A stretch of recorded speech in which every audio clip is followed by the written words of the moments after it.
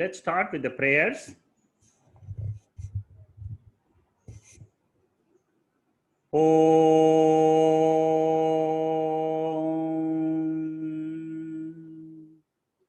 Badram Karnebhi Shruniyama Devaha Badram Pashe Makshabhiryajatraha Stirairangaihi Stuštuvagam Sastanobihi Vyashema Devahitam Yadayuho Swasti no Indro Vrittashravaha Swasti na Pusha Vishwavedaha Swasti nastakshorarishtanemihi Swasti no Brihaspati'r Dhadato Om Shanti Shanti Shanti.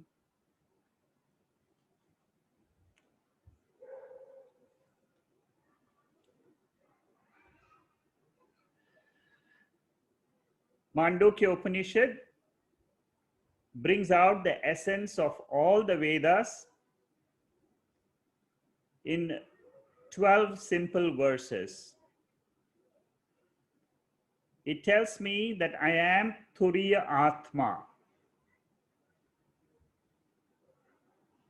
This Turiya Atma was unknown to me before the study of the Vedas. I always thought I am this body and mind going through three: waking state, dream state, and sleep state. This Upanishad gives me a totally new identity, which I was never aware of. It separates all my experiences and puts it into a basket. And that basket is called as anatma basket. It introduces to me a new identity which I was not aware of.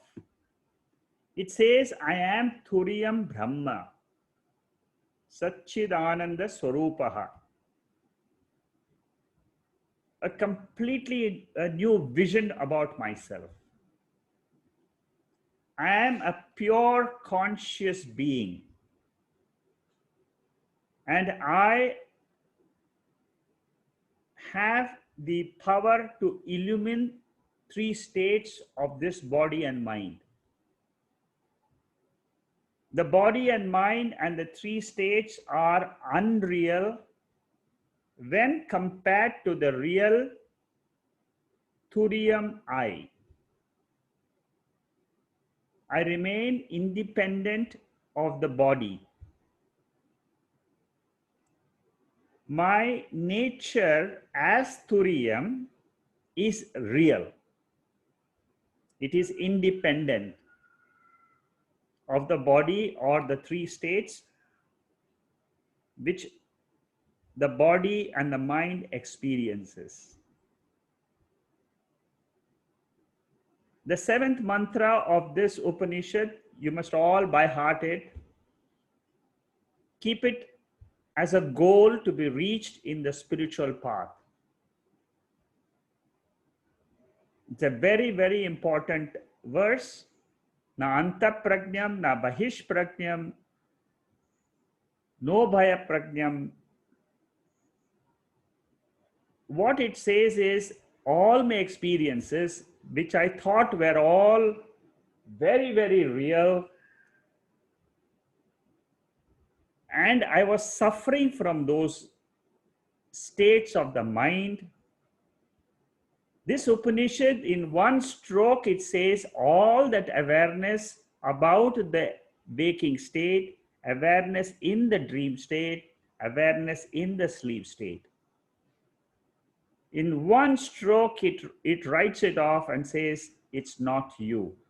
It's not your real nature.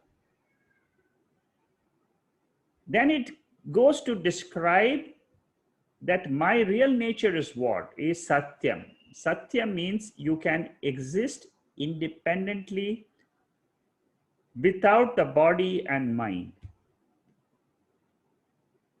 I never knew this before. The body is born. at a particular time, but I, the awareness consciousness, which is my higher nature, is never born, it never dies. It's immortal. How do I recognize this? That is the big question for all of us. Is there a way in which I can recognize this? Shankaracharya, when he comments on the Shankara in the Brahma Sutra, when he writes a commentary on the Brahma Sutra, he gives a small tip there. He says, you be like a Digambara. Digambara means you stand naked under the sky of the Turiyam or awareness. Then you will realize your true nature. What does he mean by that? Drop your identification that I am the waker I. Drop the identification that I am the dreamer I. Drop the identification cognitively. Drop the identification I was the one who slept. Change the terminology and say, I am the consciousness, I am the Turiyam, I am the awareness principle in which the three states have come and gone since my birth. Not only this birth, it is my previous birth and the previous birth. It will never go. This Turiyam I is my essential nature, immortal nature, that is my Swarupam. That is why it is called as Satyam. And this is the goal. Prakrti creates the body and mind. And then it changes the body and mind. Prakrti, nature, the five elements. It is an appearance in consciousness. The appearance of Prakrti comes and goes in the three states. Our identification with the Prakrti is extremely strong. We need to break that identification by knowing that these three states are a superimposition on the awareness.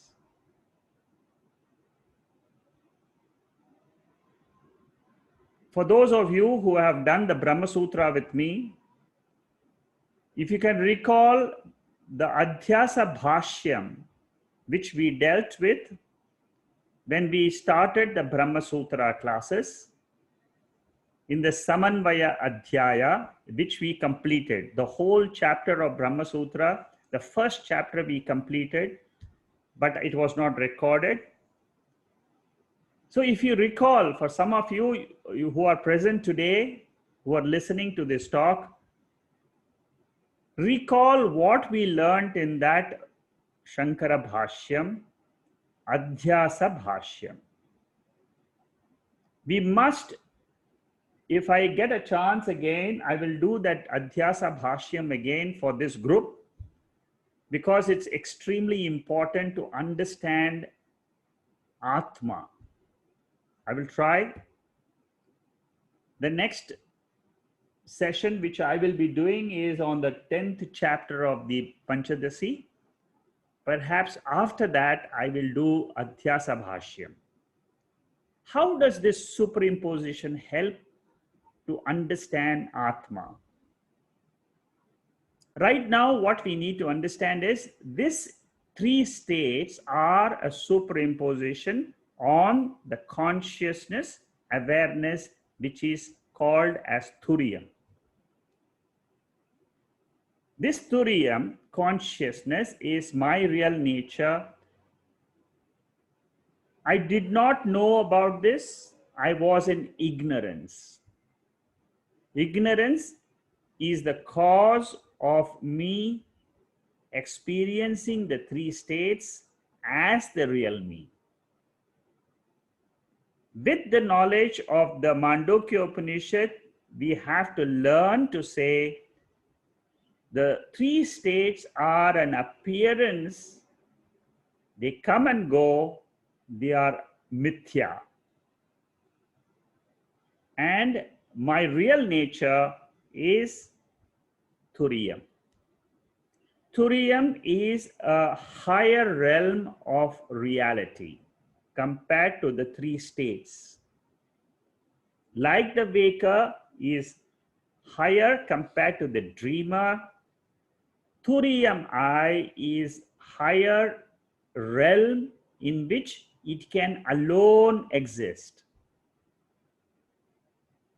without the bodies.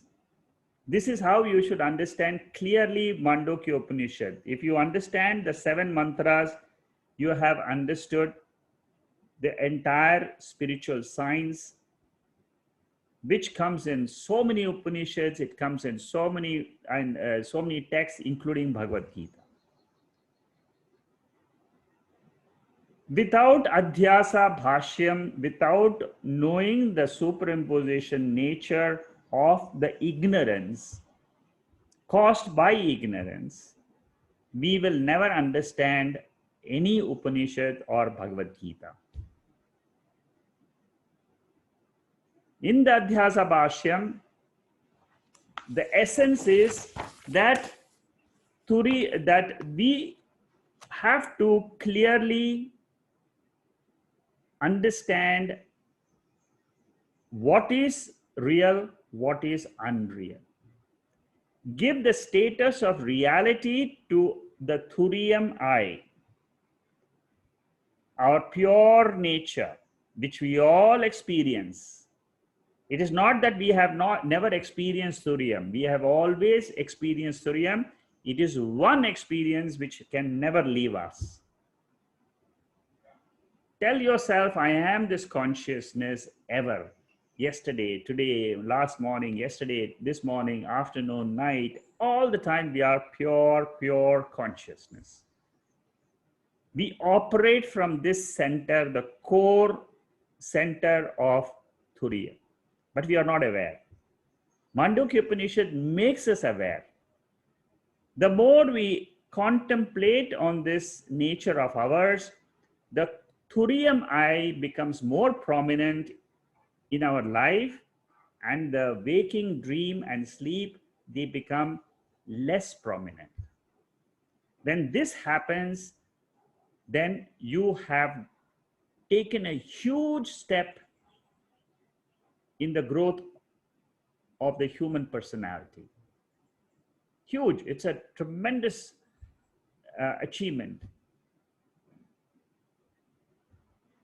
Just 12 mantras, proper understanding of these 12 mantras gives us a totally new vision about our own nature. It can change all my wrong notions. I was born, I'm going to die, I'm miserable, I'm limited. All those are all wrong notions happening in our mind. And this knowledge from the Upanishad changes those wrong notions, helps me to develop a completely new vision about myself. I keep telling myself, I am the Turiyam. How can I be this body? Body is just 5 elements, that's all. I am the consciousness, the permanent, existing, timeless principle.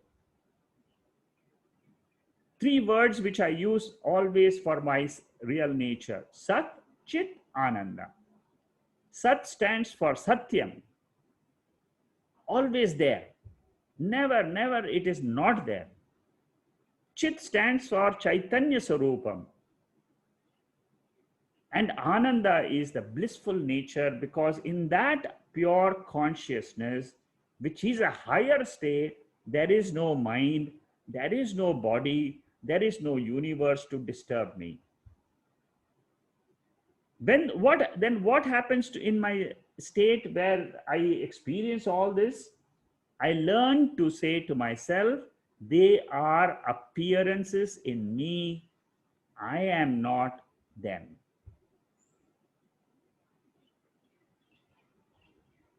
Recall the Bhagavad Gita verses. Mastani sarva bhutani. That verse of the Bhagavad Gita should ring in your mind. I am not in them, they are in me. The three states are in me, the consciousness. I am someone different from the three states, and I am beyond the three states. We have to use logic up to a certain point in our analysis, in our vichara, but we must learn to depend on the Upanishadic wisdom to arrive at our own conclusion about our real self. So with this introduction, let me go back to where we stopped last week and proceed from there.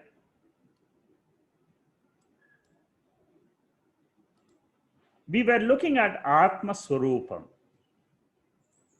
The reason why I started talking about Atma Swarupam is to bring home the point that the Atma described in this seventh mantra is the same Atma described in the Bhagavad Gita, in the other Upanishads. If you have understood the seventh mantra properly, to stand by all alone as consciousness awareness, you can apply all the indicators of the seventh mantra and test yourself. You must close your eyes and bring back all those words which we used. Shantam. Am I Shantam? Yes, I am that absolute peace beyond which there is nothing. You can't compare the peace of Atma with anything in the relative world because it is a higher level. Auspicious. And one point which we must note is it's Advaitam. Advaitam is a little bit tricky word. It takes a little bit of time to understand this word. You need to go through some of the Upanishads, then you will understand. But in simple terms, what Advaita means, it is non-dual. That means this consciousness is only ekam, only one. It is not that you have a separate consciousness, I have a separate consciousness, each one of us has got a separate consciousness. No.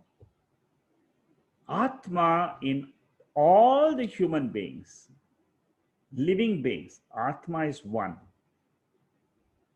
Sankhya philosophy believes that each body has one Atma. All other schools, they all believe in Dvaitam, duality. Advaitam, propagated by Shankaracharya, also the real essence of the Upanishads or the Bhagavad Gita, says that there is one reality behind this body, which we call it as Jiva, and the entire Jagat, the world. One reality. Between the Jiva, individual body-mind complex, and the totality, which is the whole universe, there is only one consciousness, awareness principle. Chaitanya principle. That Chaitanya is not a doer, a karta. It is not a bhokta, a bhokta. It is a consciousness principle. It is asangaha. Asangaha means completely detached from the three states. It is a witness. It is a sakshi. And then many, many words are used in different Upanishads to discover this Atma that is our real goal of spiritual science. All our study, whenever we study something, always keep this goal in the mind, and then you will never lose track of where we are. I was talking last week. This is where we stopped. Mandukya Upanishad says, these are all different verses from different Upanishads which talk about the same Atma. What does it say? It says it is invisible, ungraspable. It is invisible because it is the source of the sense organs' power. The power behind the sense organs is this consciousness. The power behind the hands is this consciousness. Therefore, the hands cannot grasp consciousness. The origin of the universe is from this consciousness. So this consciousness is causeless. It doesn't have any gunas, attributeless. Gunas, the three gunas of which we experience, which we have learned in the 14th chapter of the Bhagavad Gita, they all belong to prakrti, the matter principle. The matter principle undergoes a change. It's called as vikriti. And all the gunas are from this matter principle. Suppose I experience a change in my mind, motion in my mind, thoughts in the mind. That is prakrti. It is not the consciousness, which is Purusha principle. There are many ways to explain this attributelessness of consciousness.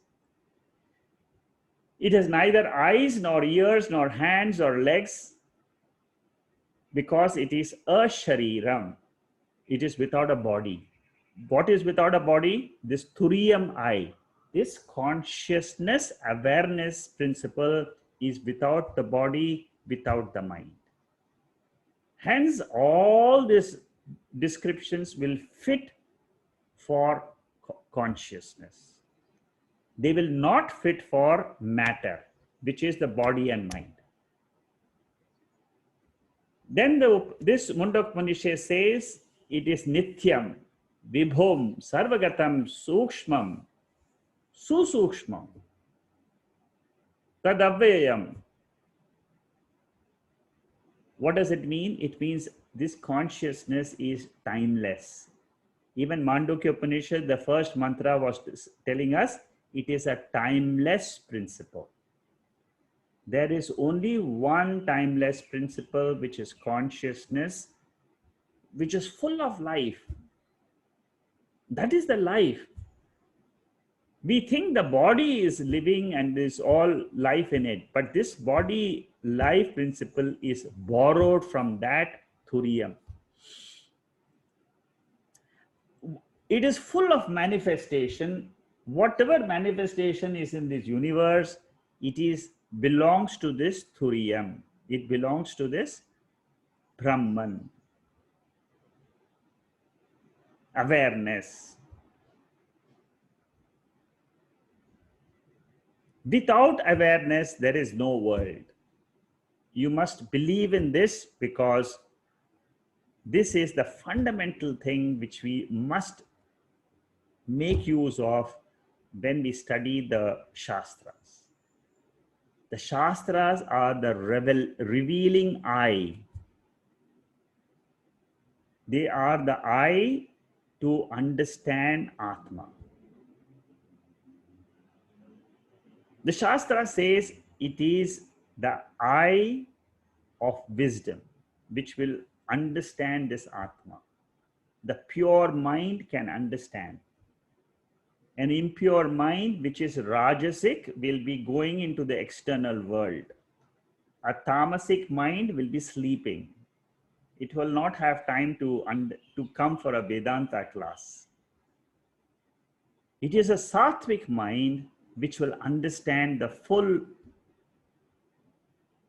impact of this atma. It is an imperishable being. See the words of the Upanishad. It is the being, it is the yoni, it is the source of all creation. So the seventh mantra of the Upanishad, you compare it with the Mundak Upanishad. Next is Keno Upanishad. Na tatra chakshur gacchati, na vak gacchati, no manaha, na vigmaha, na bijanimaha. The I does not go to the atma because the source or the power behind the I is atma.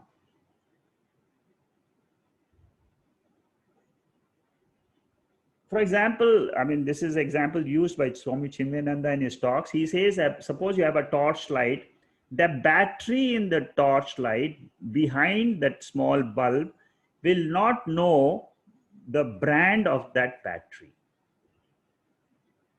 If you want to know the brand, you have to remove the torch, the battery, and then see it. So similarly, the light which is coming out from the torchlight will not know this brand of the battery. The eyes are like the light of a torch. It is seeing the world. But behind the eyes, there is a battery, there is a power. That power is called as Turiya. No, there is no I. I is something we call an instrument called is an I only when it sees the world. Similarly, our mind, similarly, the speech, organ of speech, they all function because of the power of Atma or the power of Turiya. And the teacher says in Keno Upanishad, I don't know how to explain that because it is beyond even words. It is different from the known and it is above the unknown. How do we explain this? But then he says, I have heard it from my guru, from the people who have known this from the scriptures. They describe this power as Shrotrasya Shrotram. It is the power behind the eyes, it is the power behind the ears, it is the power behind the mind. This is how we come to know this Atma. Not directly. It is not accessible, this Turiyam or Brahman is not accessible to any sense organs. If Brahman had attributes like color, sound, then we could have described it through words. Katha Upanishad tells us that the one who is always unrestrained in the mind or his sense organs, they are like the horses which are uncontrolled. So who sees this Atma? Who knows this Atma? The one who knows this Atma is the one who has controlled two things, sense organs and the mind. Always the charioteer. We are the one who are jivas in this body. The indweller in this body is a jiva.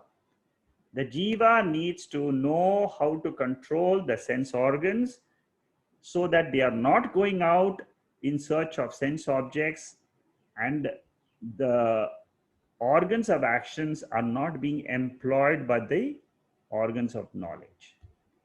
Then a person will know ashabdam asparsham avyayam.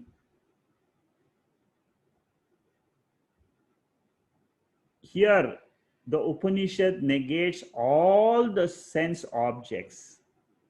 It says atma is without sound, without touch, without form. It negates all what we experience through our sense organs. Without decay, the body has decay, but consciousness, awareness, which is aware of this body, doesn't have any decay. That is the reason why we all feel that there is not something in us which is not changing. I was aware in the morning, I'm aware in the afternoon, I'm aware at night.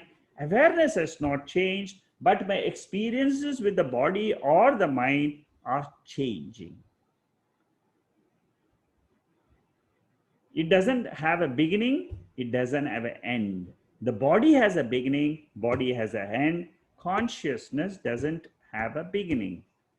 Therefore, from this we can infer that it is not born and it is not dying. It is eternal, unchanging. And once you come to know this, then Kathopanishad Yamadharmaraja says, you are freed from death. This is the bold declaration of our Upanishads. They tell us that you can get immortality while living. By knowing the truth about our own nature and claiming it. You see, knowing is one, then claiming it is the second process. I learn through these Upanishads more and more.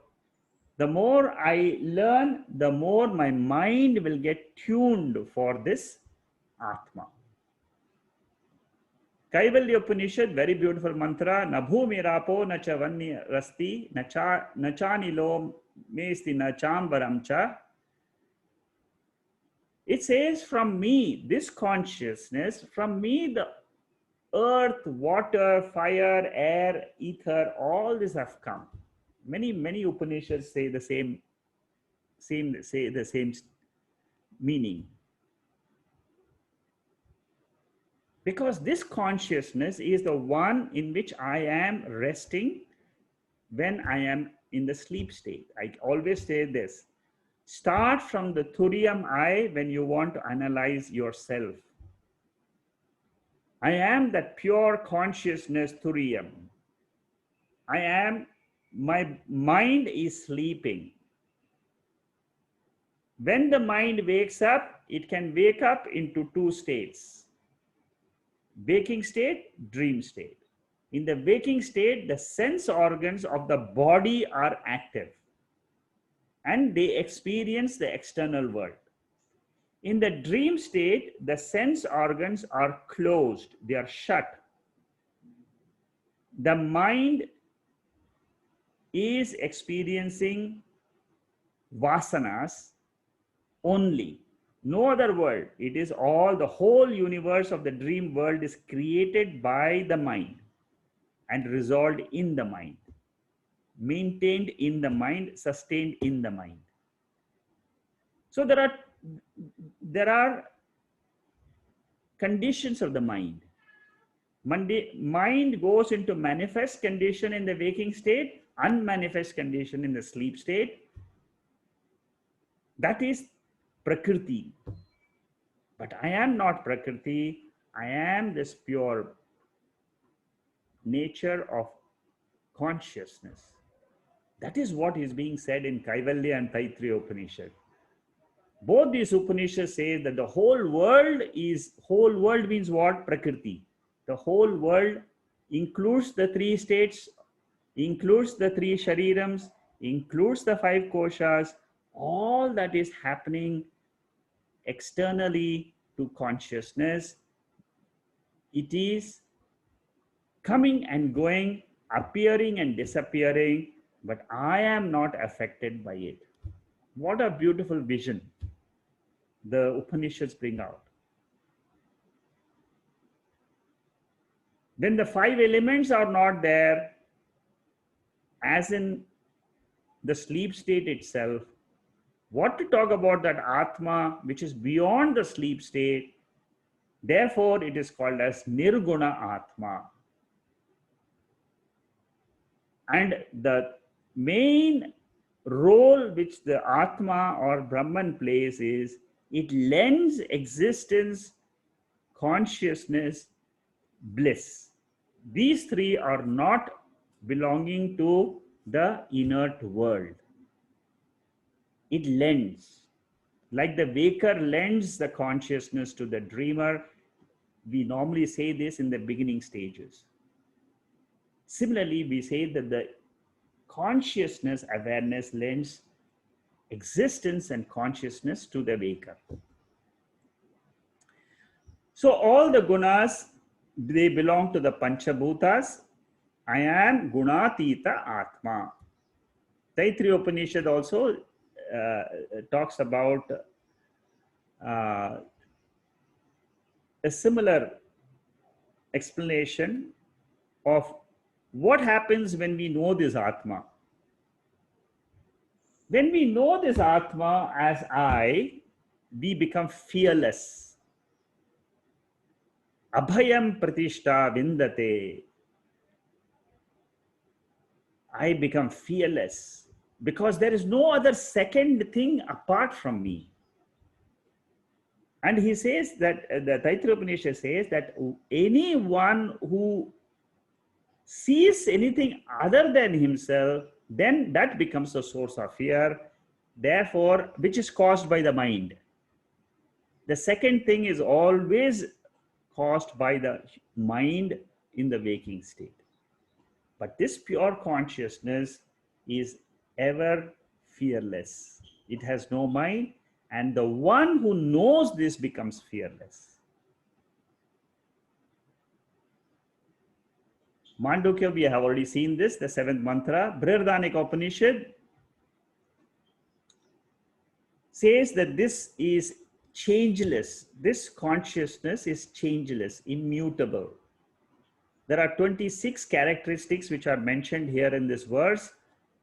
It is neither gross nor subtle, because gross and subtle belongs to the matter. It's neither short nor long, neither red nor oiliness. No color belongs to it. Neither shadow or darkness, because it's always conscious. It is always light principle. When you are aware of yourself, there is nothing else. There is not an iota of anything in the world. It is you, the consciousness. Then it says that, it's unattached, asanga. It is without any odor, without the eyes, like the previous other ones. But the main thing is, it has no interior or exterior, because interior, exterior depends on the reference point of the body. With reference to me, the body, I can say the world exists outside my body, and I experience a world inside my mind. But to consciousness, which is the seer behind this body, that consciousness is all pervading, it cannot have a form, and therefore we say it is na bahyaha na antaraha.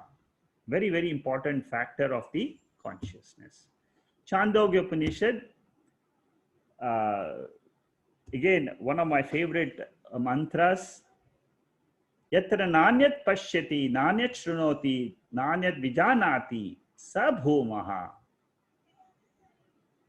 That in which one sees nothing else, hears nothing else, knows nothing else, that is bhuma. Bhuma means pure awareness.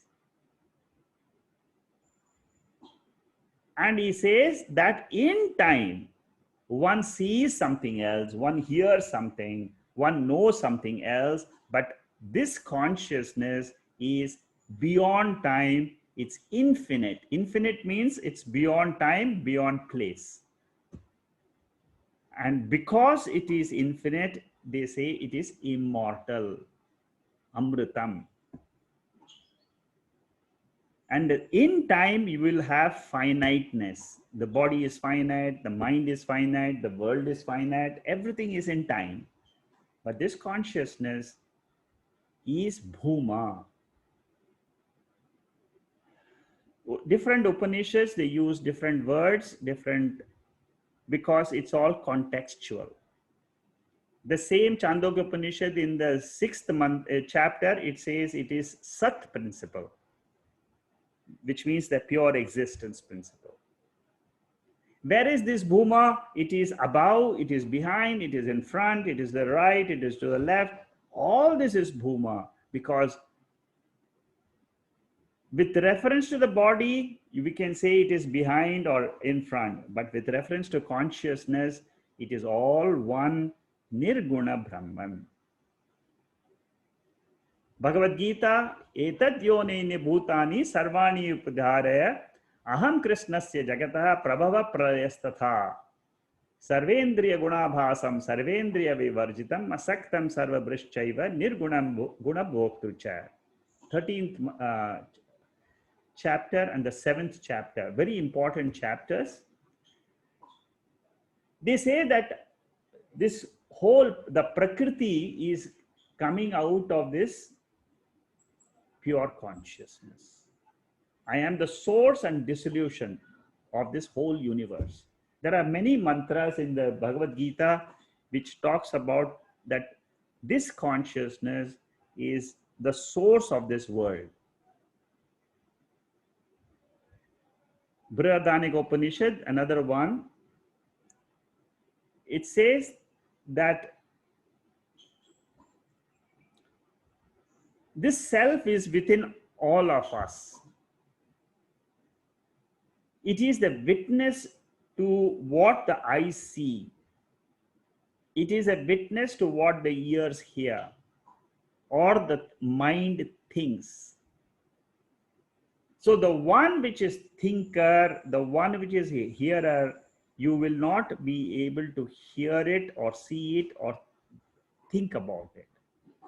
And that self is imperishable, and everything else is perishable in nature. That's the 3rd chapter of the Brihadanika Upanishad. So that was a short, I have a book which has got all these Atma mantras it's there in the website. You can go through this. But the idea to bring down that was to explain that Atma described in the 7th mantra is the same Atma described in the Bhagavad Gita and all the Upanishads. Any Upanishads, 108 Upanishads are there, and they all have different viewpoints, and they bring all to this central theme of Atma or Brahman. The beauty of Brahma Sutra, for those who have not studied the Brahma Sutra is basically a text. I just tell you what the Brahma Sutra is a little bit so that you get an idea. We all study the Bhagavad Gita and Upanishads. Many of us don't even attempt to look at Brahma Sutra because it's a very difficult text. But when you start reading it, it doesn't look so difficult. In the website, I have all the notes of the Brahma Sutra for those people who are interested. So there are 555 sutras. You know why we study Brahma Sutra is because when we study the Upanishads or the Bhagavad Gita, we sometimes feel that the Upanishad is contradicting in certain ways in different mantras. It will say that consciousness is involved with the world. It will also say consciousness is not involved with the world. So how do I resolve this? So there are a lot of contradictions in some mantras, For someone who is very, very logic oriented, he will start wondering, what is the central theme? Is it Dvaitam, which the Bhagavad Gita is teaching? Is it the Advaitam, which the Mandukya Upanishad is teaching? What is the central theme of the Vedas? Because the Vedas talk about Karma Kanda, Upasana Kanda, Jnana Kanda. What is the central theme? For those of you who have this particular problem, you should study the Brahma Sutra, which has got 555 sutras. About 190 topics are there, and each of these sutra is related to one of the verses in the Upanishad. All of them. It is a study of the Upanishads, a deeper study of the Upanishads. It's broken up into 4 chapters. The first chapter is the most important. It's called a Samanvaya Adhyaya. Samanvaya Adhyaya. I'm just giving you a glimpse of the Brahma Sutra. So the Samanvaya Adhyaya, it goes through all the Upanishads and tells us that the gist of the Upanishad is to reveal the same Turiyam Atma. So when we study the whole first chapter, we get a very firm conviction that my spiritual goal should be this Brahman or consciousness. The second chapter is called as Adirodha Adhyaya. What happens is it takes other schools of thoughts about Atma, which are all Advaita philosophers, and refutes them. All logic oriented. Third chapter is called a Sadhana Adhyaya, which tells us disciplines to follow, like Karma Yoga, Upasana Yoga, to realize this Atma. And the fourth chapter of the Brahma Sutra is Phala Adhyaya. That means it talks about moksha. All the Upanishads and the Bhagavad Gita have only one goal. Today, I am identified with the body and the mind as my real self. Drop this identity. Know that you are Satchit Ananda, and drop the identity and be free. That is what is Brahma Sutra. Very beautiful if you have the time, but it takes a long time to study Brahma Sutra. Sometimes it might even take you 2 years to finish this entire 555 verses. If you need to have a glance of this, study the first 4 sutras of the first chapter. If you don't have full time, in many schools of Vedanta, they teach the first 4 sutras, Brahma Sutras. Athato Brahma Jijnasa, then Shastra Yonitvat. These are all important sutras which come from the first chapter. Okay, now let's go to the 8th verse of the Mandukya Upanishad. We have finished the 7th mantra. With the 7th mantra, the teaching of Atma Vidya is over. From 8 to 12, it is an upasana. It tells us, how should I meditate on this Atma? For many of us, listening is not enough, because our mind is always restless. It cannot hold to the idea that I am this pure consciousness. However I may try,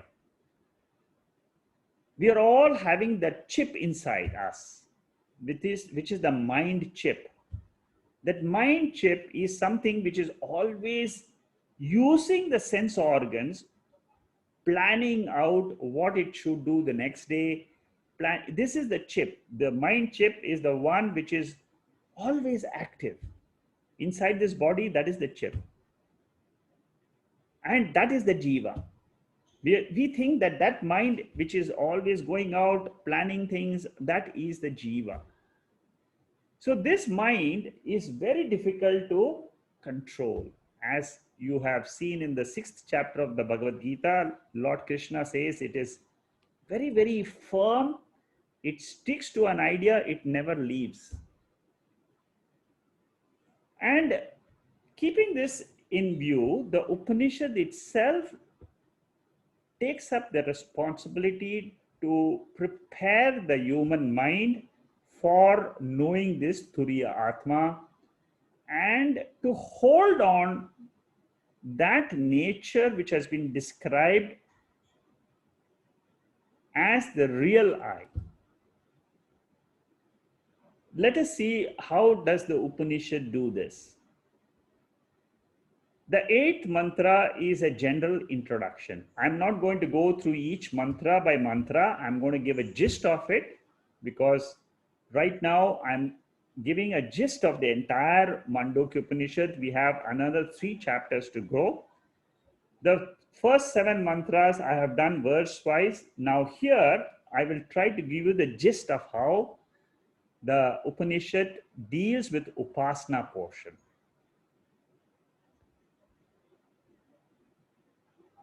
The 9th mantra tells us that the word Om can be split into 3 parts. A, U, Ma. The letter A, when you do meditation, what you do is, you under this letter A or A in Sanskrit, you take the entire Virat, that means the waking state, experiences, the knowledge of the waking state, you put it into the basket of A. That is what is called as Virat Upasana. Then U, you take it and put it into the Hiranyargarbha basket. That means all my dream experiences till date, what I had and whatever I will have in the next few days, months, I put all that into the second basket. And the third one, the Upanishad says, put the experiences of your sleep state, in which we are one with Ishwara. And then chant Om.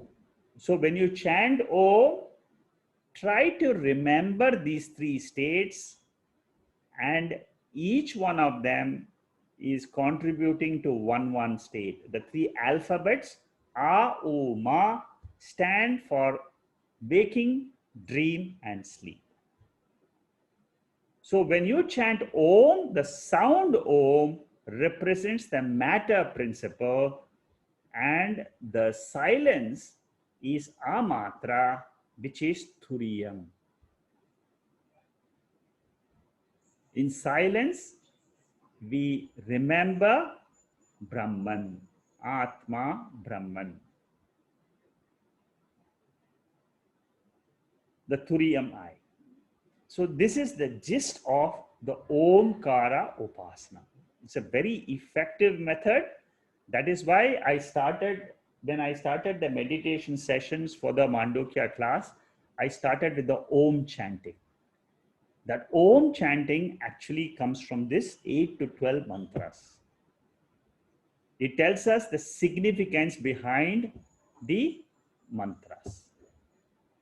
The 8th mantra, the same Atman is Om. And the sounds represents the different states. We have seen Atma has got 4 quarters, Chatushpat Atma.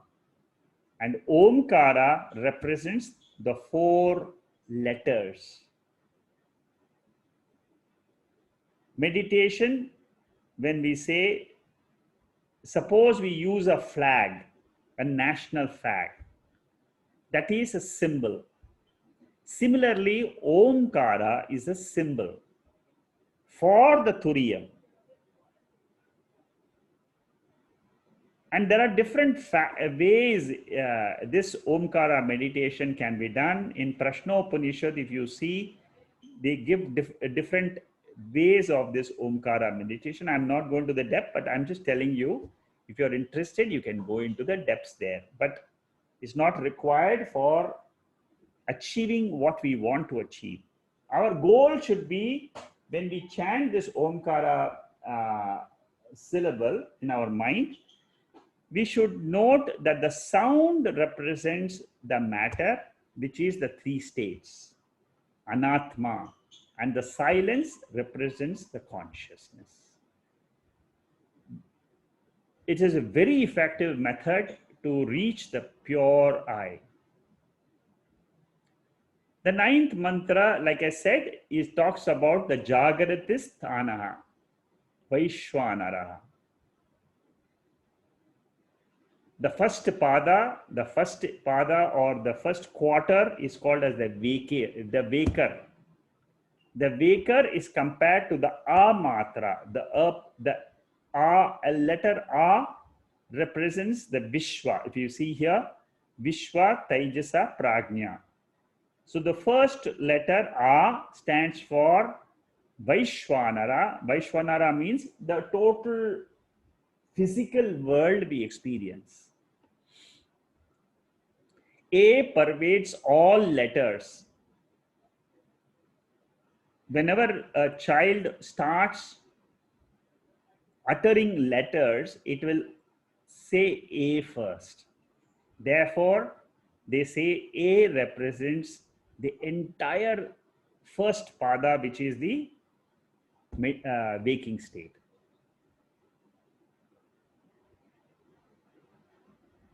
If you meditate only on the A letter, what will happen is you will gain what you want in this world. You want wealth, you want children, you want the houses, whatever you want. You meditate on a matra. Then you get this Virat world. This is the mantra in the Prashna Upanishad, which says what happens when you meditate on the letter A. All the objects are gained in this world. Om is the cosmic being, and I learn to say a matra represents this entire Virat. So by doing this, a person can become prominent. These are all side effects of the upasana, but that is not our aim. Our aim is to ultimately reach the silence. The 10th mantra talks about Taijasa, which is the dream, which is the umatra, you. Between Ishwara and Virat is this Hiranyagarbha. That means between A and Ma, there is a word U. And this U, actually, when you study the Karikas, or when you study the actual commentaries, you will get a lot of, when you study Shankaracharya's Bhashyam on the Mandukya Upanishad, he will tell you why this U is, U matra is in between, and what are the significance. All the details are given. But here, what it means is that when I start using my mouth, I start with A sound, I end with M sound. And in between is I use the tongue and create all other sounds. The in between one is what is called as the U. And it represents the dream state. Prashna Upanishad gives what happens to the one who meditates on the U mantra, the 4th mantra of the 5th chapter of Prashna Upanishad. You don't need to go, but I'm just giving you some information. The 3rd one is Sushupta Sthanaha, Prajnaha. So Prajna stands for the Ma, A, U, Ma, it stands for Ma, which is the sleep state. So in my meditation, I put all my sleep states together and I become one with the cause of this entire universe, which is called as Ishwara. Because in the Mandukya Upanishad, in the sixth mantra, it was said, what happens to me when I sleep? I am one with the unmanifest condition of the universe, which is Ishvara. And what happens if I meditate only on this Ma? Again, Prashna Upanishad, the fifth mantra.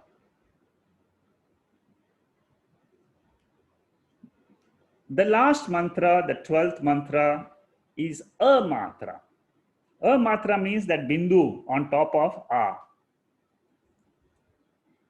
It has no parts and it is soundless. This is the most important.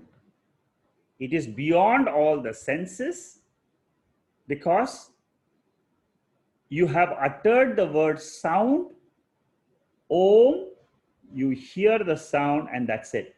There is no more, senses are not involved after hearing the sound. And that is called as where everything ceases, the entire physical world ceases in that silence. And that silence is the non-dual Om, which is Turiyam, which is the fourth pada.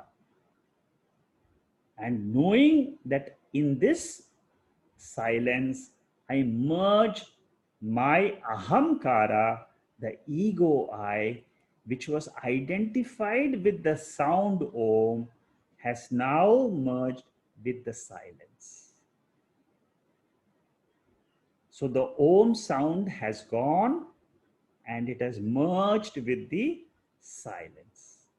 The entire waking, dream, and sleep states have all gone, and I am one with Ishvara, or I am one with that pure Brahman, which is Nirguna Brahman.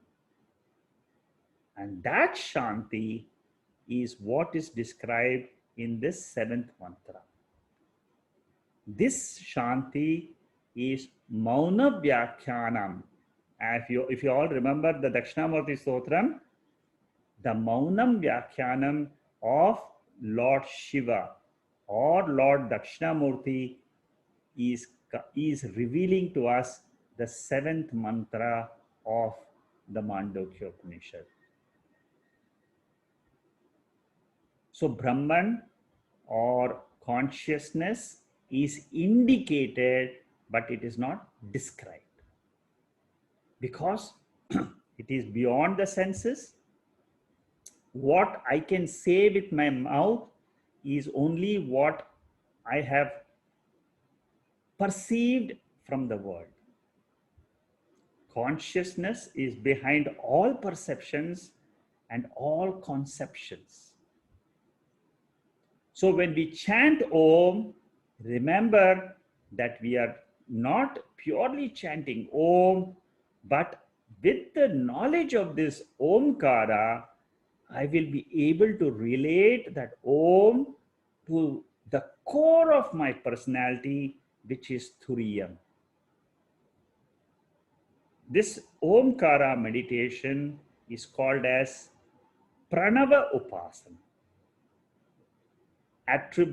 Attributeless reality, that pure nature of mind, I realize when I chant Om. When you know the meaning of Om and then you chant Om, it makes a huge difference.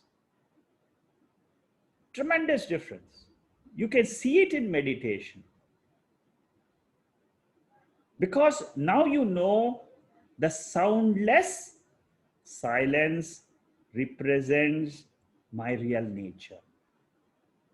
The Saguna Ishwara is the sound symbol and the silence is the Nirguna Ishwara, which is the unmanifest condition beyond the unmanifest. When you say Brahman, it is not only, it is because manifest and unmanifest are with reference to the world.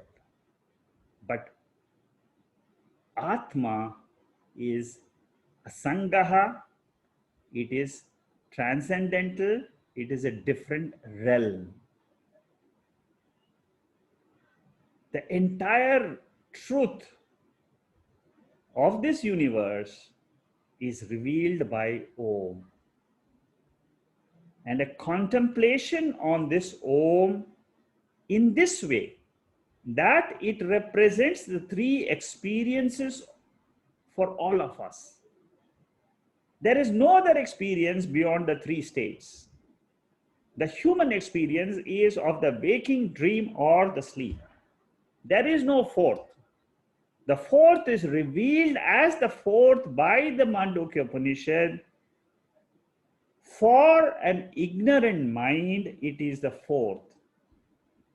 But for a wise person, that is the only one which exists, which always exists, and it is my real nature. Knowing the Omkara in this way, I can claim my nature as immortal.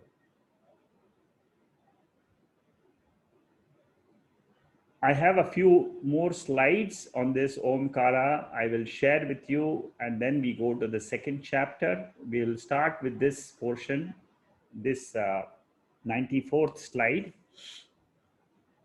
I will just a little bit more details on how to use this Omkara for meditation. I'll stop here today because we will do a little bit of meditation on this Omkara, what we have learned. So next week, I will start with the revision of Omkara meditation, and then we will move on to the second chapter. There are 4 chapters. We are in the first chapter, the second chapter, third chapter, fourth chapter. They all deal with the same, whatever we have studied in the 7th mantra. The 7th mantra, the details of that is being explained in the 2nd, 3rd, and 4th chapter. If you have any questions on this Omkara meditation, you can put in the chat box. Otherwise, we will slowly try to learn this, how to do this meditation. When we have this Mandukya classes, we'll try some of these methods. Okay.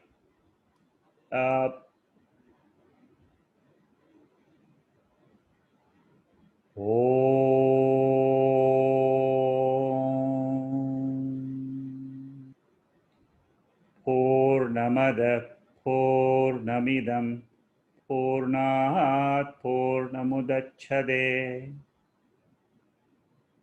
Purnasya Purnamathaya Purnameva Vasishyade. Om Shanti Shanti Shanti. So, does anybody have any questions? I don't see anything on the chat board.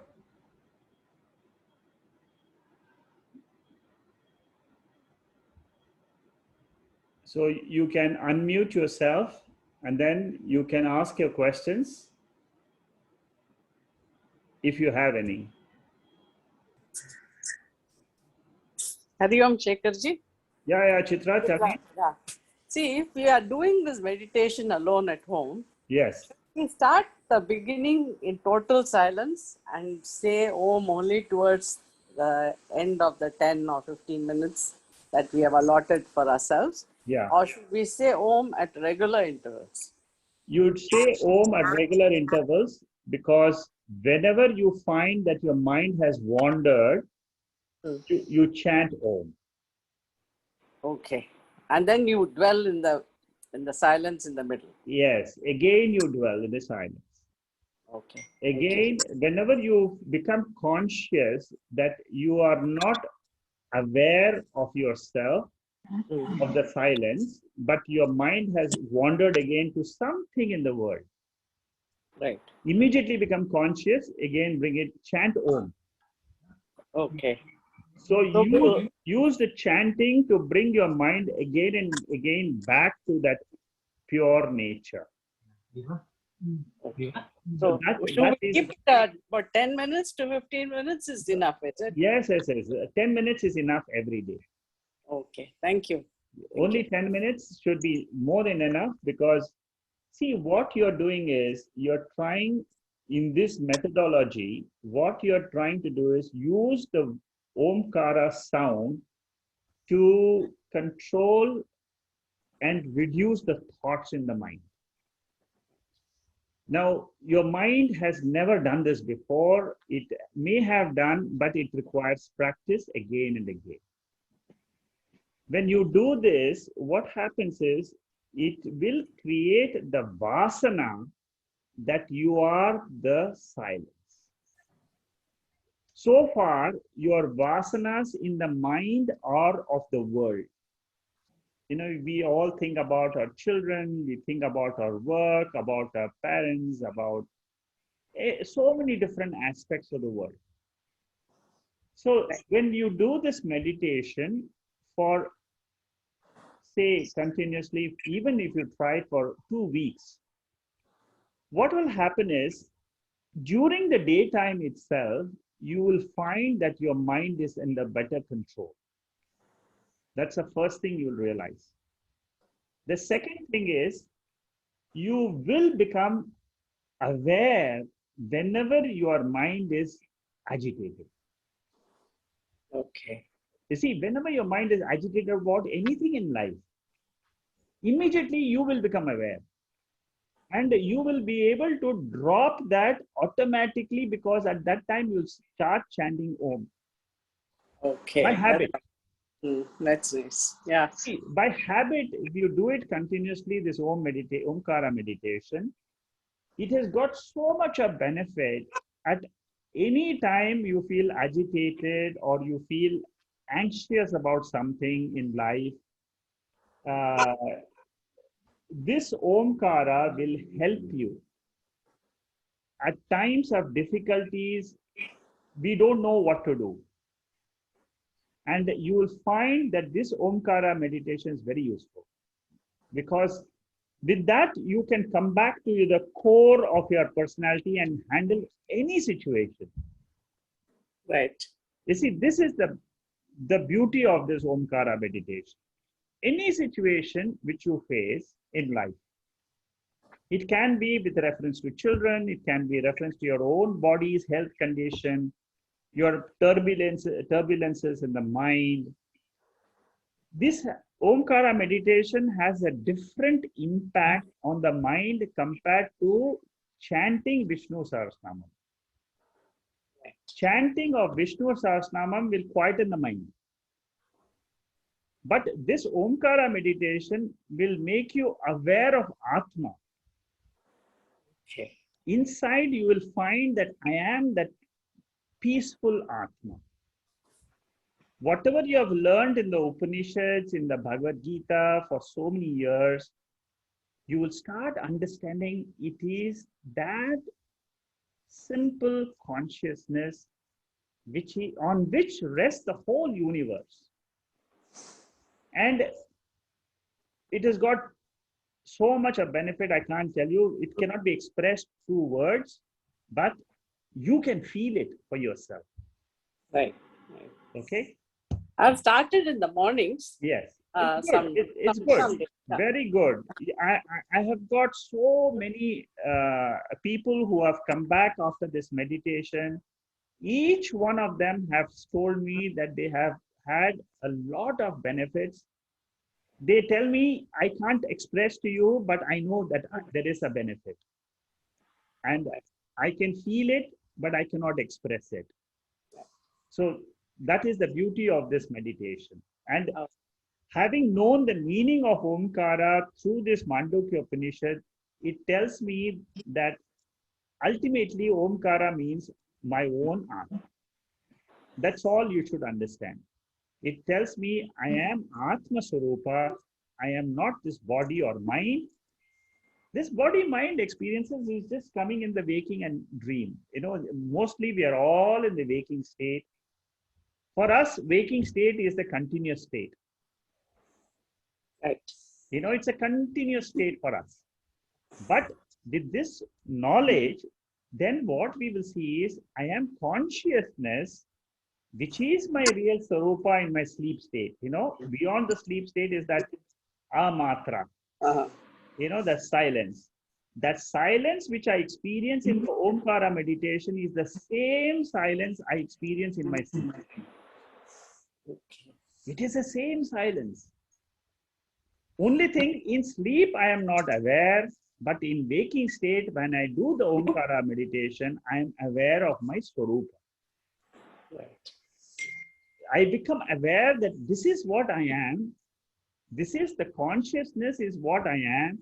The appearances of the body and mind, they just come and go, and then there is no meaning to all our experiences. No end. No end. No end, no meaning. If you really go to the depth of our experiences, they all lose meaning.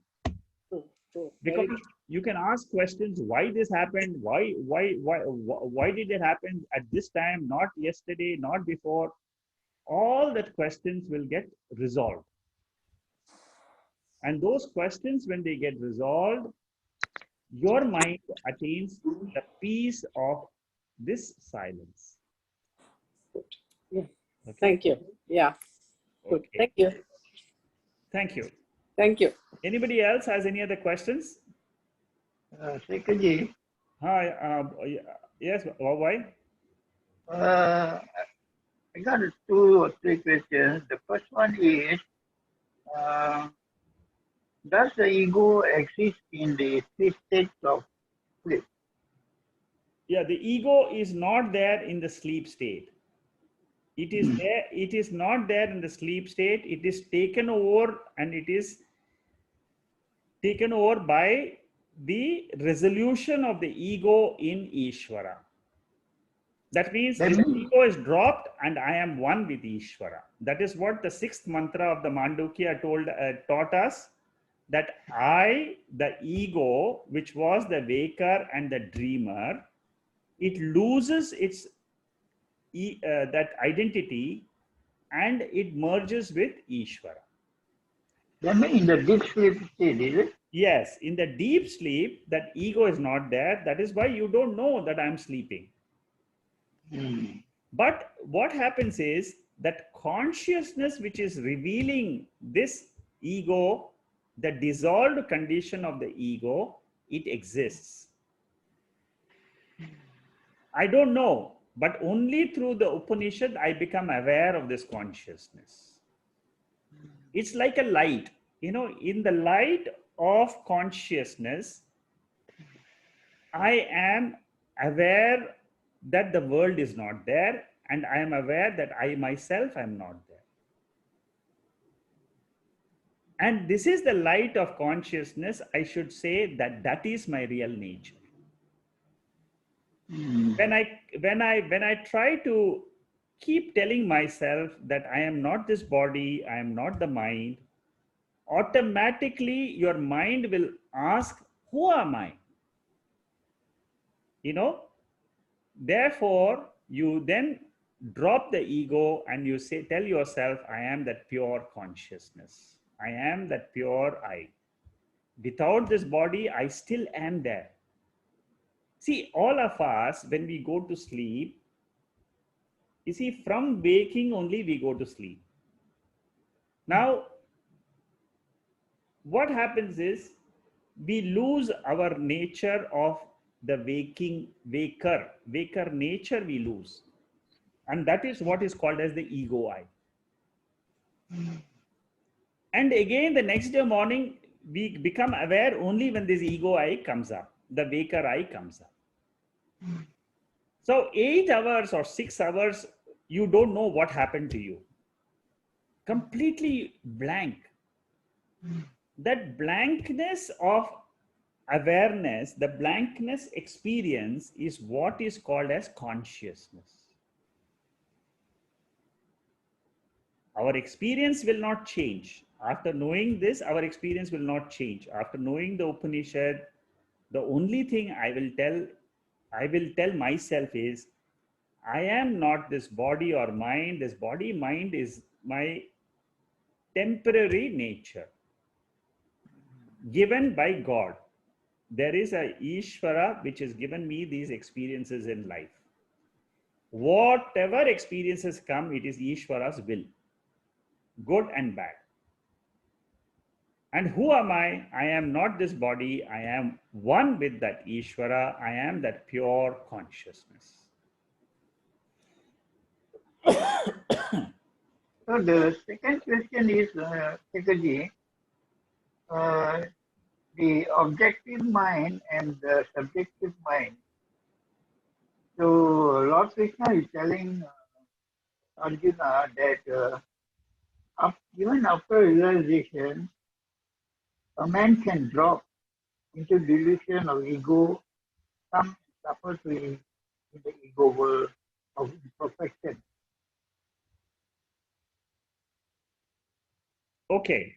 So you see, what Lord Krishna is trying to say is that the objective mind, it becomes too powerful, it can take over the subjective mind. Yes. Where the four comes in.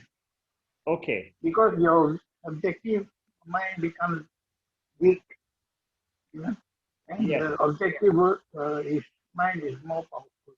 Correct. That's right. So what is he trying to tell to Arjuna regarding this? Yeah, it's a That person can drop, is it? yeah, it's a good question, Bhavai. What you should understand is Hmm. the objective mind is the mind which is aware of objects. Hmm.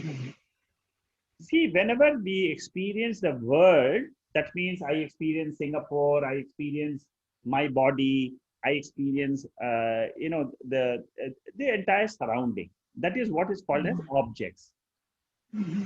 So the subject, that means the mind becomes the subject and it sees the objects. That is our waking state. Correct? Okay. Now, what happens in the sleep state or in the dream state? The mind itself becomes an object. So the mind has got two roles. Sometimes it becomes the subject, sometimes it becomes the object. In the waking state, it becomes the subject of the waking world. That means the mind is the subject, the world is the object. In the dream state, the mind is the object, the consciousness is the subject. So the objective mind and the subjective mind, these are the two conditions of the mind. It is not of me. So what Lord Krishna is telling us, telling Arjuna in the Bhagavad Gita, learn to see the mind as an instrument. It becomes the subject, it becomes the object. But you are not the subjective mind, you are not the objective mind, you are someone beyond the mind. Yeah, And that is what is called as atma. Atma is the one where that is the same thing happens in the sleep state. You see, in Mandukya also and Bhagavad Gita, they are telling us the same thing. They're teaching us the same. We are something different than the body. We are something different than the mind. It is the mind which wakes up and it gives us all these experiences. They are not my real nature because the mind goes to sleep also. And who is aware of both the conditions? See, I am the seer. I cannot be the seen. The seer of a car is different than the seen car, right? Suppose I see a car, I am the seer, the car is different, seen. When I say with reference to the object outside, I am the seer and the car is seen. The body itself is a seen thing. I am not the body. I don't claim that the car is me, but then why should I claim that the body is me? Because body is also seen. This is what is called as Drigdrishya Viveka. My mind learns to see, understand that the nature of consciousness is that it becomes aware of this mind and it becomes aware of the unmanifest condition of the mind, which is what happens in sleep. Okay, so you must, this is the subjective, this is what you call it as subjective mind, objective mind. Are you clear now? So what is trying to tell that to Arjuna that even a real seeker may fall into delusion. How does he fall in delusion? Yeah, it is the mind which gets deluded, not consciousness. You see, consciousness is the light in which you see the mind getting deluded. See, what happens in our day-to-day experience, I'll tell you. The whole day we keep on thinking. What ultimately, if you really believe in what Upanishads are teaching or what Bhagavad Gita is teaching, all the thoughts which we have throughout the day, they are absolutely meaningless. They just are appearing and disappearing. So don't get carried away by your thoughts and make them real. Thoughts will come, okay? In my mind, I told you, we all have that chip inside, like a mobile. We have a SIM card. We have a mind SIM card. So the mind SIM card will keep on giving thoughts after thoughts about the world because it is in touch with the sense organs. When I see something outside, my mind will keep on thinking about it. Or I hear some music, my mind will keep on demanding, I want to listen to the same music again and again. Some music has come in my mobile and I listen one time, again my mind will say, I want to listen again, I want to listen again. But this is only the mind. It is not you. So what Krishna or what the Upanishad 7th mantra is saying is, this is an instrument. Don't treat an instrument as you. The instrument functions during the waking. The instrument resolves in the sleep state. The two states belong to the mind. And this mind is what? It is 5 elements in certain formation. And this formation of the mind is because of ishwara. Ishwara is the controller of this body and mind, and together this body and mind, they give us the experiences of the waking. So don't get carried away. The lesson for us is, don't take your experiences too seriously. Let the events come, let the events go, they will just pass. All our thoughts which disturb us, they will remain for a short period of time and they will pass. And again, yes, learn to live the whole life just giving way to the thoughts to come and go, come and go, come and go. That is the lesson I get from the Upanishad or the Bhagavad Gita. I didn't know that I can do it before. I didn't know that my mind is, this is the way the mind functions. So I get to know how to deal with my mind. You see, the mind suddenly will throw tantrums also sometimes. It will say, it will start imagining things about the world, about myself. that time you should become aware. Hey, my mind is going into tangent, you know. So let me just drop this idea. Let me do something else. And it will work. That mind which was disturbing you, when you when you fail to give it attention, it loses its power to disturb you. This is what you should realize, that I have the control, I am the consciousness, I'm giving that energy for the mind to appear and then grow in my mind. And I also have the facility to withdraw that energy and leave that mind, let the mind drop itself, it will drop. This felicity is what you realize when you are in control of the mind. And when you understand this, how this mind works, then what happens is you are in control of your life. You see, you then become, you say, okay, I want to do this, I want to do this. I don't want to think about anything else. Whenever the mind goes, I tell myself, I am the Sakshi. Let me live with this Sakshi thought. I am the witness. The witness is not anything wrong. It is the truth. What I am saying, I am Sakshi, is the truth. You can believe it and you can try it out. It is the truth which is revealed by the Shastra. And So it the rise and works. fall of the rise and fall of the seeker is because of the mind. Sorry? The rise and fall of the seeker is because of the mind. Is it? Yes, the rise and fall of the seeker. Yes, the seeker is what? Seeker is just the mind only. It is the mind which says, I am a seeker. It's a mind which says, no, I have now understood, I am Sakshi, I am no more the seeker. The seeker was there 2 years ago. When I started the Gita class, I was trying to find out about who am I.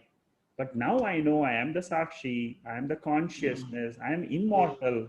The most important thing you should remember is, I am of the nature of consciousness, which is timeless. Every day I experience my nature. Every day I experience this timelessness. But I never knew that timelessness. Timelessness means what? I am not aware of any time, but I am there. That is what is called as timelessness. And you and I, every day we experience this. But we have never realized that that is my true nature. That is my real nature. And it is only a cognition in the mind. There is no change required. It is only a mind notion.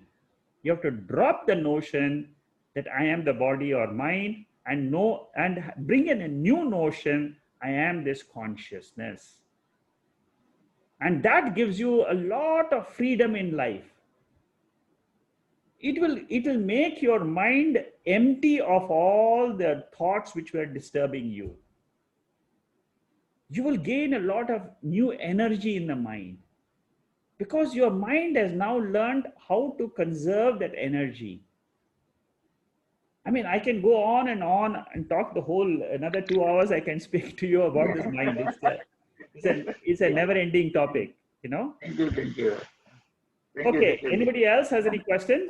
Yeah. Deepak. I was reading in Vedanta that they have identified chitta into 3 subparts: manas, buddhi, and ahankara. Yes. And each of these have a certain role. Yeah. The intellect has a role in decision making. The ahankara is in the I, identification of the I, and the mind is obviously is an instrument to experience this. Yeah, through the mind, I experience all my emotions. And So So is it? But in Advaita, I don't see that level of delineation of the mind as it is given in the other schools. Here, the mind has been by and large sort of said that, it's beyond mind. Don't get into mind. Mind is not given the similar importance. That's correct. Yes. Is that how it is, or have I missed some aspect of mind? Yeah. You see, initially, Shankaracharya, when he writes the Tattvabodha, he gives the description of the mind being divided into intellect, buddhi, and then it talks about manaha, which is the emotional component. The buddhi is the doership. Doership. I feel in this body I am the doer. So that doership is mind, manaha, buddhi, chitta, ahankara. They are all one instrument. Yes. It is called as antakaranam. That's all. Antarkarna. It's all antakaranam, and it is made up of thoughts. Yes. Okay. Different type of thoughts, when they are there, they are at that time you are called as buddhi. Or suppose your thought is about certain emotions in your mind, then the same mind is called as manaha. It's the same instrument which I use throughout the day. Yeah. You see, when I'm sitting in a meeting in my office and I'm making a decision, this has to be done, this has not to be done. You're using your buddhi. You're taking a firm decision. Absolutely right. And suppose you're caught up in a family situation and you are facing some emotional problems. Somebody is not, somebody in your family is not well, and you are trying to deal with the others' emotions. You bring your own emotions into play. You also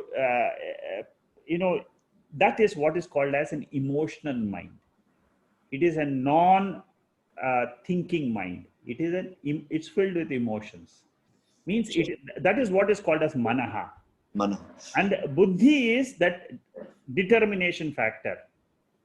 Okay, I decide I will do this. I am a doer of action. I am the enjoyer of action. The results, when they come, it is the same buddhi which is enjoying, which was a karta. That same karta becomes an enjoyer. And chitta means memory. Suppose the mind is not involved in emotions, it is not involved in doing something or deciding something, then what happens is this chitta is the memory which becomes active. Automatically it starts remembering, oh, I have to do this, I have to do this, I have to tell this to somebody to do this. So this is all your memory functioning. The memory starts operating. So there are 4 wheels, 4 gears. So first gear is of the emotions. Second gear is of the doership and enjoyership. The third gear is of the ego. I am ahamkara.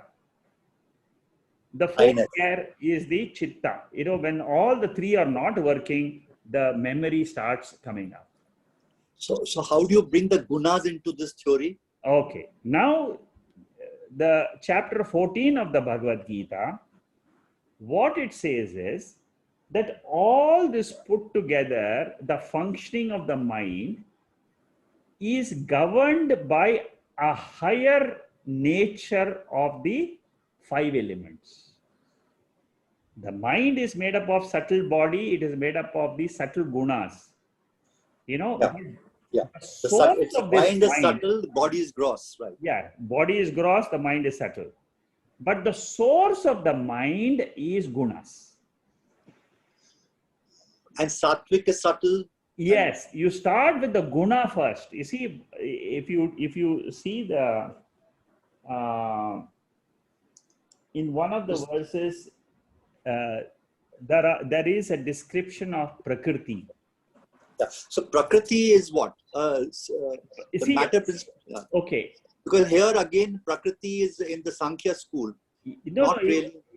Prakrti is also there, accepted by the Vedanta. Okay. You see, what they say, both Vedanta and and Sankhya, both of them, they accept this is the structure. I will tell you the structure, how it is. First, on the top is prakrti, which is the total nature.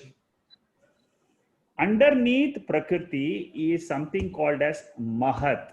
Mahat means the causal body, like in our Vedanta we say is a causal body. Maya. You know, this what we call Maya is the same as this mahat. Okay, and then below this mahat is this ahamkara. This is how they talk about in Sankhya also. This is borrowed from Sankhya, and Vedanta accepts this. So on the top is prakriti. Below prakriti is there is something called as the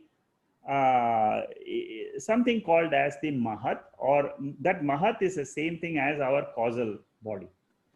And below that, from this mahat, the causal nature, the ahamkara comes. And this ahamkara has, then the gunas, sattva, rajas and tamas, they operate. This is at the cosmic level. There is a cosmic ego, there is a cosmic ishwara, and below that, the prakriti is there. This prakriti, then we say, is this three gunas. Now, three gunas are the constituents, they are the three threads of nature. See, nature, if you take three threads, the three threads are the three constituents, they are intertwined, which is the sattva, rajas and tamas. Under the sattva, rajas and tamas only, the bodies, the products, they come. Koshas. All the koshas, all the sense organs, everything comes below this. Those are the tattvas, the Yes. 24 tattvas. You see, from the sattva guna, the mind comes. From the rajoguna, the prana comes, the organs of actions come. From the tamoguna, then the subtle elements, the gross elements come. From the tamas element, the whole universe comes of all the objects of the world. Tamas. For example, the body is actually tama pradana. Body, the gross body, is only tamas because it's inert. What makes it sentient is the subtle body. When the consciousness shines in the subtle body, then we say that it is sentient. You see, I am not the sentient mind, but I am the pure consciousness. That is how we have to relate we have to drop the mind and say that in this mind there is a consciousness. That consciousness in the mind has no birth. So has no birth. No birth. No birth. Body has taken birth. The gross body has been given to us by our parents. So the subtle body has not been given by my parents. Yeah. So the way you would link up would be to look at the mind as a subtle. This subtle is linked up with sattva. Yes. And this sattva is linked up to the prakriti and the three koshas. The subtle body is part of the three koshas. Manomaya and Vijnanamaya and you can divide our nature of the subtle body, we can divide into five. The subtle and the gross body, we can divide into five koshas. Yes. The Karana Shariram is the Anandamaya kosha. Which is causal body, which is the sheath covering the subtle and the gross. Yes. Then the gross body is Annamaya kosha. Annamaya kosha, and the three other are part of this. And the three other koshas are the subtle body. Yes. So Anandamaya is causal body. Yes. Annamaya is the gross body. The three other koshas, Pranamaya, Manomaya, and Vijnanamaya belongs to the subtle body. Subtle body. So these are all different ways just to understand and put things in place. But when you sit in meditation, all this has got no meaning. No meaning. Yes. This is only to teach others, to explain to others. To come to consciousness, they need this knowledge. To say that I am consciousness, you need to understand I am not the body. How to understand I am not the body? Because it is made up of annam. All that is required in the initial stage. But in the final stage, just to say I am and say this I am is without the whole gross body. It is without the thoughts in the mind. It is without the three states which this mind is enjoying.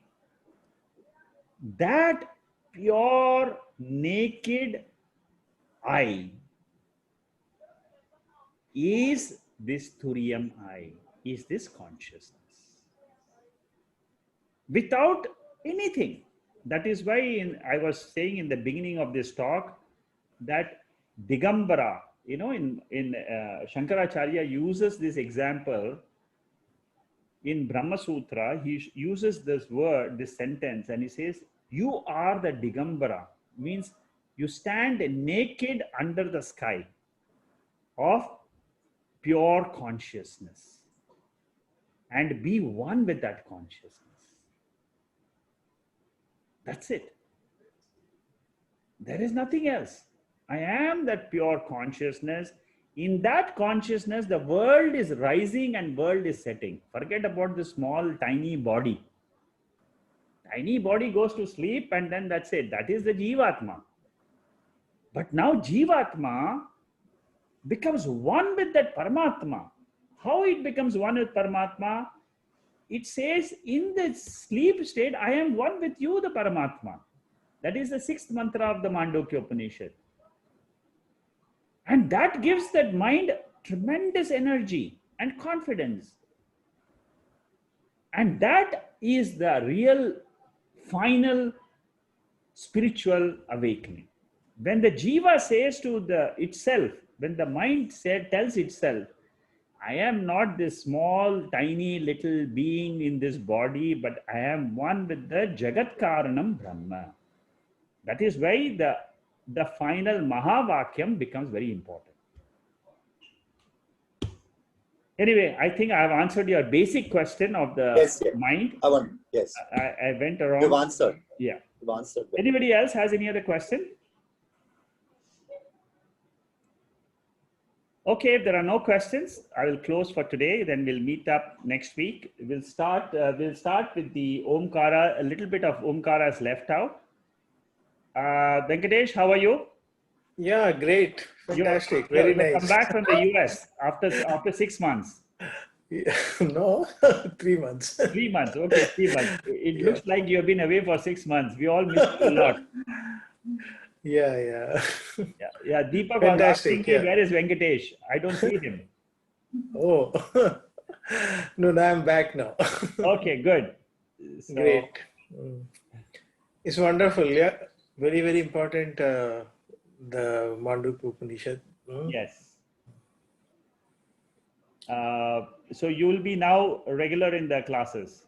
Yeah, now I'll be regular. Okay, very good. Okay, that's very nice. Then we'll catch up next week. Yeah. And thank you very much. We'll meet up next week again. Thank you. Good night. Thank you, sir. Thank you, Lakshmi. Thank you, sir. Thank you.